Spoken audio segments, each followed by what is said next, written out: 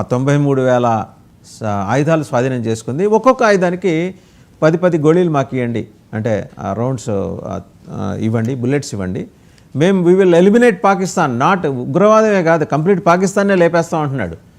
అది వాళ్ళ గట్స్కి చిహ్నం. 44 తెగల సమాహారం అండి అది పాకిస్తాన్ అనేది, బెలూచిస్తాన్ అనేది. అన్ని గిరిజన తెగలే. 1870కి పూర్వం అంటే 1700 నుంచి 1800 మధ్యలో ఆ ప్రాంతం అంతా ఇస్లమైజ్ అయింది.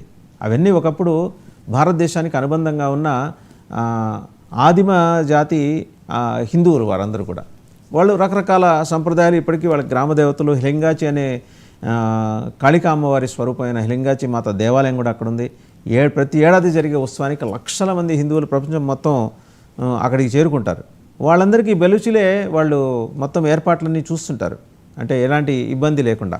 పాకిస్తాన్ ఉగ్రవాదుల నుంచి ఇబ్బంది లేకుండా ఇన్నాళ్ళు కాపాడుతూ వస్తున్నది కూడా వాళ్ళే. ఇవాళ వాళ్ళు స్వాతంత్రం కోరుకుంటున్నారు. 77 ట్రీటీ గురించి మాట్లాడుకుంటే బ్రిటిష్ వాళ్ళు ఎంట్రీని వీళ్ళు ఒప్పుకోవాలి. అప్పుడు బ్రిటిష్ వాళ్ళు వీళ్ళని విభజించి పాలించారు. 2 భాగాలు చేసి, ఒక భాగం మేము చూసుకుంటాం, రెండో భాగం మీరు చూసుకోండి, మీరు చూసుకునే దాంట్లో మీరు వసూలు చేసే ఈ ట్యాక్సెస్లో 10% మాకు ఇవ్వండి, ఆ భాగానికి మీరే స్వతంత్రులని.